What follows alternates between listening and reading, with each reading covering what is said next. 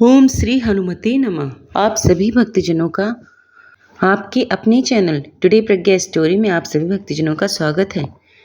तो चलिए शुरू करें बजरंग बली जी की कथा, जिसको सुनने मात्र से ही समस्त पापों से छूटकर मोक्ष की प्राप्ति होती है। व्यास जी ने कहा, एक बार नैमिषारण्य तीर्थ में 80,000 मुनि एकत्रित हो कर पुराणों के ज्ञाता श्री सूत जी से पूछने लगे, हे महामुनि, आपने हमें अनेक पुराणों की कथाएं सुनाई हैं। अब कृपा करके हमें ऐसा व्रत और कथा बताइए जिसके करने से संतान की प्राप्ति हो तथा मनुष्यों को रोग, शोक, अग्नि, सर्व दुख आदि का भय दूर हो, क्योंकि कलयुग में सभी जीवों की आयु बहुत कम है।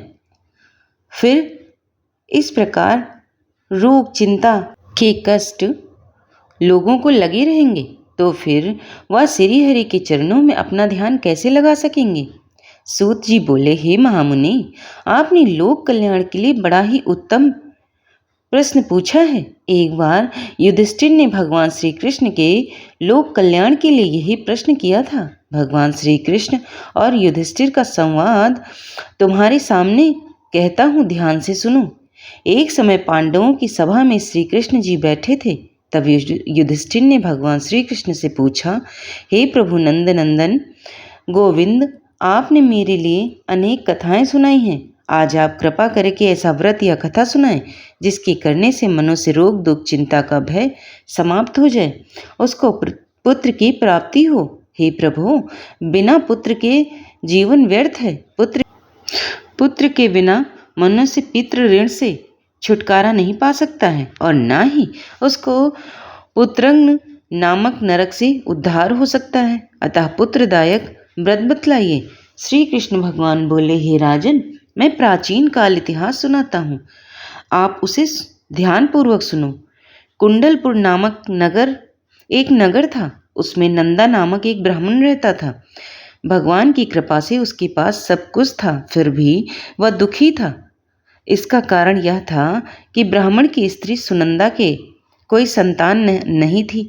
सुनंदा पतिव्रता थी, भक्ति पूर्वक श्री भगवान जी की आराधना करती थी। मंगलवार के दिन व्रत करके अंत में भोजन बनाकर हनुमान जी का भोग लगाने के बाद स्वयं भोजन करती थी। एक बार मंगल के दिन ब्राह्मणी गृह कार्य की अधिकता के कारण हनुमान जी को भोग ना लगा सकी, तो इस पर उसने बहुत दुख हुआ। उसने कुछ भी नहीं खाया और अपने मन में प्रण किया कि अब तो अगले मंगलवार को ही हनुमान जी का भोग लगाकर अन्न जल ग्रहण करूंगी। ब्रह्माणी सुनंदा प्रतिदिन भोजन बनाती, श्रद्धापूर्वक पति को खिलाती, परंतु स्वयं भोजन नहीं करती और मन ही मन श्री हनुमान जी की आराधना करती थी। इसी प्रकार 6 दिन गुजर गए और ब्रह्माणी सुनंदा अपने निश्चय के अनुसार भूखी प्यासी निराहार रही। अगले मंगलवार को ब्रह्माणी सुनंदा प्रातःकाल ही बेहोश होकर गिर पड़ी। ब्रह्माणी सुनंदा की इस असीम भक्ति के प्रभाव से हनुमान जी बहुत प्रसन्न हुए और प्रकट होकर सुनंदा से बोले, मैं तुम्हारी भक्ति से प्रसन्न हूँ, उठकर वर मांगो। सुनंदा अपने आराध्य देव श्री हनुमान जी को देखकर आनंद की अधिकता से विह्वल हो श्री हनुमान जी के चरणों में गिरकर बोली, हे प्रभु, मेरी कोई संतान नहीं है, कृपा करके मुझे संतान प्राप्ति का आशीर्वाद दें, आपकी अति कृपा होगी। श्री महावीर जी बोले, तेरी इच्छा पूर्ण होगी, तेरे एक कन्या पैदा होगी, उसके अष्टांग प्रतिदिन सोना दिया करेंगे। इस प्रकार कहकर श्री महावीर जी अंतर ध्यान हो गए। ब्रह्माणी सुनंदा बहुत हर्षित हुई और सभी समाचार अपने पति से कहा। ब्राह्मण देव कन्या का वरदान सुनकर कुछ दुखी हुए, परंतु सोना मिलने की बात सुनी तो बड़े प्रसन्न हुए। विचार किया कि ऐसी कन्या के साथ मेरी निर्धनता भी समाप्त हो जाएगी। श्री हनुमान जी की कृपा से वह ब्रह्माणी गर्भवती हुई और 10वें महीने उससे एक सुंदर पुत्री प्राप्त हुई।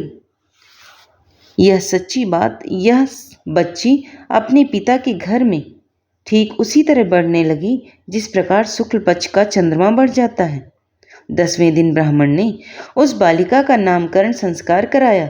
उसके कुल पुरोहित ने उस बालिका का नाम रत्नावली रखा, क्योंकि वह कन्या सोना प्रदान किया करती थी।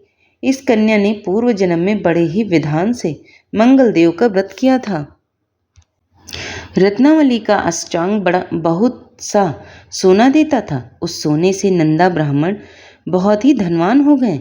अब ब्रह्माणी भी बहुत अभिमान करने लगी थी। समय बीतता रहा। अब रत्नावली 10 वर्ष की हो चुकी थी। एक दिन जब नंदा ब्राह्मण प्रसन्न चित्त था, तब सुनंदा ने अपने पति से कहा, मेरी पुत्री रत्नावली विवाह के योग्य हो गई, अतः आप कोई सुंदर तथा योग्य वर देखकर इसका विवाह कर दें। यह सुनकर ब्राह्मण बोला, अभी तो रत्नावली बहुत छोटी है। तब ब्रह्माणी बोली, शास्त्रों की आज्ञा कि कन्या 8वें वर्ष में गौरी, 9 वर्ष में रोहिणी, 10वें वर्ष में कन्या, इसके पश्चात रजस्वला हो जाती है। गौरी के दान से पाताल लोक की प्राप्ति होती है और रोहिणी के दान से वैकुंठ लोक की प्राप्ति होती है। कन्या के दान से लोक में सुखों की प्राप्ति होती है। अगर वे पतिदेव रजस्वला का दान किया जाता है तो घोर नरक की प्राप्ति होती है। इस पर ब्राह्मण बोला, अभी तो रत्नावली मात्र 10 वर्ष की है और मैंने तो 16 साल की कन्या के विवाह कराए हैं, अभी जल्दी क्या है। तब ब्रह्माणी सुनंदा बोली, आपको तो लोभ अधिक हो गया है। लगता है शास्त्रों में कहा गया कि माता पिता और बड़ा भाई रजस्वला कन्या को देखते ही वह अवश्य ही नरकगामी होते हैं। तब ब्राह्मण बोला, अच्छी बात है, कल मैं अवश्य ही योग्य वर की तलाश में अपना दूत भेजूंगा। दूसरे दिन ब्राह्मण ने अपने दूत को बुलाया और आज्ञा दी कि जैसी सुंदर मेरी कन्या है वैसा ही सुंदर वर उसके लिए तलाश करो। दूत अपनी स्वामी की आज्ञा पाकर निकल पड़ा। बम्बई नगर में उसने एक सुंदर लड़की को देखा। वह बालक ब्राह्मण परिवार का बहुत गुणवान पुत्र था। इसका नाम सोमेश्वर था। दूत ने सुंदर व गुणवान ब्राह्मण पुत्र के बारे में अपनी स्वामी को पूर्ण विवरण दिया। ब्राह्मण नंदा को भी सोमेश्वर अच्छा लगा और फिर शुभ मुहूर्त में विधि पूर्वक कन्यादान करके ब्राह्मण ब्रह्माणी संतुष्ट हुए। परंतु ब्राह्मण के मन में तो लोभ समाया था। उसने कन्यादान तो कर दिया था, पर वह बहुत खिन्न भी था। उसने विचार किया कि रत्नावली तो अब चली जाएगी और मुझे इससे जो सोना मिलता था वह अब नहीं मिलेगा। मेरे पास तो जो धन था कुछ तो इसके विवाह में खर्च हो गया और जो शेष बचा है वह भी कुछ दिनों पश्चात खर्च हो जाएगा। मैंने तो इसका विवाह करके बड़ी ही भूल कर दी है। अब कोई ऐसा उपाय हो कि रत्नावली मेरे घर में ही बनी रहे, अपनी ससुराल ना जाए। लोभ रूपी राक्षस ब्राह्मण के मस्तिष्क पर छाता जा रहा था। रात भर अपनी कन्या सैया पर बेचैनी से करवटें बदलते बदलते उसने बहुत ही क्रूर निर्णय किया। उसने विचार किया कि जब रत्नावली को लेकर उसका पति सोमेश्वर अपने घर के लिए जाएगा तो वह मार्ग में छिपकर सोमेश्वर का वध कर देगा और अपनी लड़की को अपने घर ले आएगा, जिससे नियमित रूप से उसे सोना भी मिलता रहेगा और समाज का कोई मनुष्य उसे दोष भी नहीं दे सकेगा। प्रातःकाल हुआ तो नंदा और सुनंदा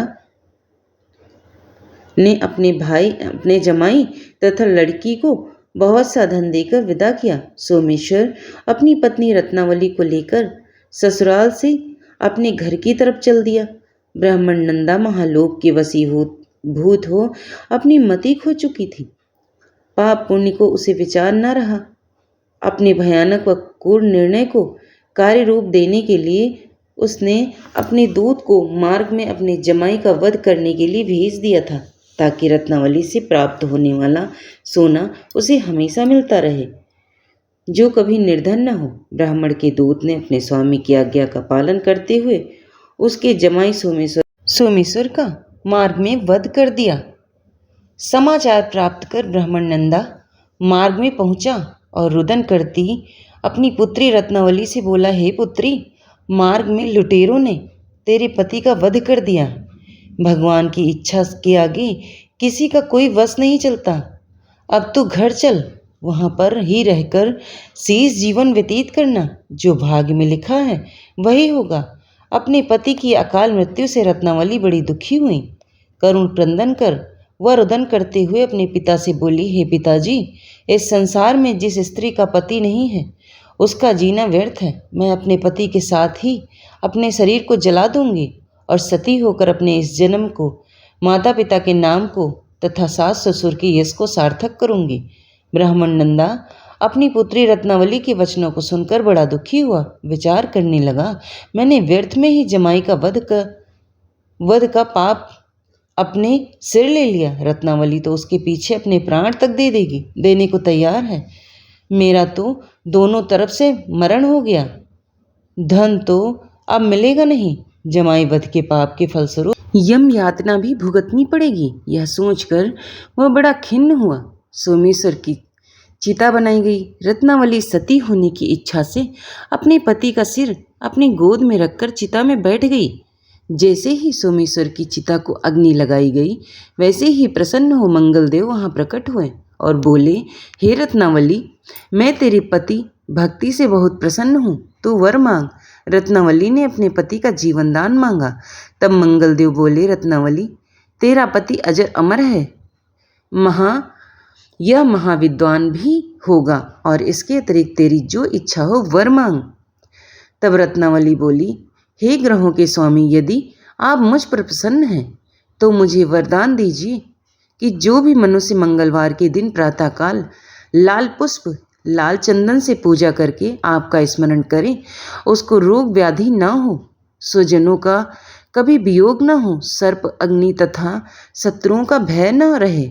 जो स्त्री मंगलवार का व्रत करे वह कभी विधवा न हो। मंगलदेव तथास्तु कहकर अंतर ध्यान हो गए। सोमेश्वर मंगलदेव की कृपा से जीवित हो उठा। रत्नावली अपने पति को पुनः प्राप्त कर बहुत प्रसन्न हुई और मंगलदेव का व्रत करके प्रत्येक व्रत करके मंगलवार को व्रतराज और मंगलदेव की कृपा से इस लोक में सुख ऐश्वर्य को भोग कर अंत में अपने पति के साथ स्वर्गलोक को गई। और आइए अब सुनाते हैं मंगलवार की एक अन्य व्रत कथा। एक ब्राह्मण दंपत्ति की कोई संतान नहीं थी, जिसके कारण पति पत्नी दुखी थे। वह ब्राह्मण हनुमान जी की पूजा हेतु वन में चला गया। वह पूजा के साथ महावीर जी से एक पुत्र की कामना प्रकट किया करता था। घर पर उसकी पत्नी मंगलवार व्रत पुत्र की प्राप्ति के लिए किया करती थी। मंगल के दिन व्रत के अंत में भोजन बनाकर हनुमान जी को भोग लगाने के बाद स्वयं भोजन ग्रहण करती थी। एक बार कोई व्रत आ गया जिसके कारण ब्रह्माणी भोजन बना ना सकी। तब हनुमान जी का भोग भी नहीं लगा पाई। वह अपने मन में ऐसा प्रण करके सो गई कि अब अगले मंगलवार को हनुमान जी को भोग लगाकर ही अन्न ग्रहण करूंगी। तब भूखी प्यासी 6 दिन पड़ी रही। मंगलवार के दिन तो उसे मूर्छा आ गया। तब हनुमान जी उसकी लगन और निष्ठा को देखकर अति प्रसन्न हो गए। उन्होंने उसे दर्शन दिया और कहा, मैं तुमसे अति प्रसन्न हूँ। मैं तुझको एक सुंदर बालक देता हूँ जो तेरी बहुत सेवा किया करेगा। हनुमान जी मंगलवार को बाल रूप में उसको दर्शन देकर अंतर ध्यान हो गए। सुंदर बालक पाकर ब्रह्मानी अति प्रसन्न हुई। ब्रह्मानी ने बालक का नाम मंगल रखा। कुछ समय पश्चात ब्राह्मण वन से लौट कर आया। प्रसन्नचित सुंदर बालक घर में क्रीड़ा करते देखकर वह ब्राह्मण पत्नी से बोला, यह बालक कौन है? पत्नी ने कहा, मंगलवार के व्रत से प्रसन्न हो हनुमान जी ने दर्शन दे मुझे बालक दिया है। पत्नी की बात छल से भरी जान उसने सोचा, यह कुलटा व्यभिचारिणी अपनी कलुषता छुपाने के लिए बात बना रही है। एक दिन उसका पति कुएं पर पानी भरने चला तो पत्नी ने कहा कि मंगल को भी साथ ले जाओ। वह मंगल को साथ ले चला और उसको कुएं में डालकर वापस पानी भरकर घर आ गया। तो पत्नी ने पूछा कि मंगल कहाँ है? तभी मंगल मुस्कुराता हुआ घर आ गया। उसको देखकर ब्राह्मण आश्चर्यचकित हुआ। रात्रि में उसके पति से हनुमान जी ने स्वप्न में कहा, बालक, यह बालक मैंने दिया है, तुम पत्नी को उल्टा क्यों कहते हो? पति यह जानकर हर्ष हुआ और फिर पत्नी मंगल का व्रत रखकर अपनी जीवन आनंदपूर्वक व्यतीत करने लगे। जो मनुष्य मंगलवार व्रत कथा को पढ़ता है, सुनता है और नियम से व्रत रखता है, उसके हनुमान जी की कृपा से सब कष्ट दूर होकर सर्व सुख प्राप्त होता है। और आइए अब सुने भगवान बजरंगबली जी को प्रसन्न करने वाली प्रभु श्री राम की कथा। महादेव जी को एक बार बिना कारण के किसी को प्रणाम करते देखकर पार्वती जी ने पूछा, आप किसको प्रणाम करते रहते हैं? शिव जी पार्वती जी से कहते हैं कि देवी, जो व्यक्ति एक बार राम कहता है उसे मैं 3 बार प्रणाम करता हूँ।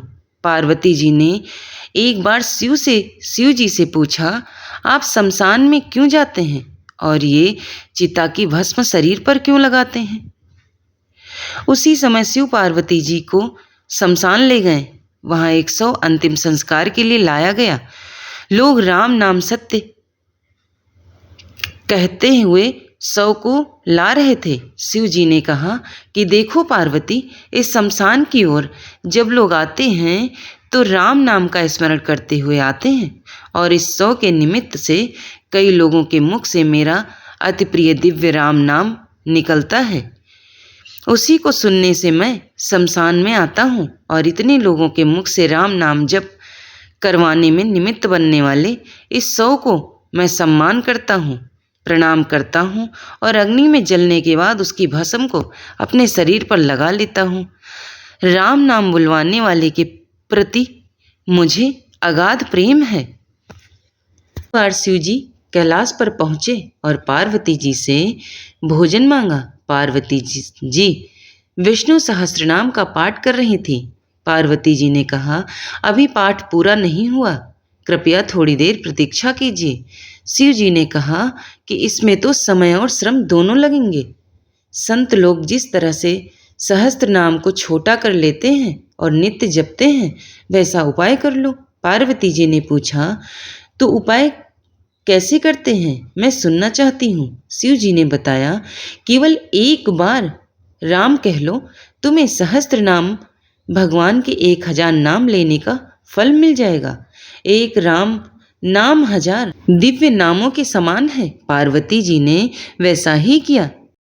यह राम नाम सभी आपदाओं को हरने वाला, सभी संपदाओं को देने वाला दाता है और सारे संसार को विश्राम शांति प्रदान करने वाला है, इसलिए मैं इसे बार बार प्रणाम करता हूँ।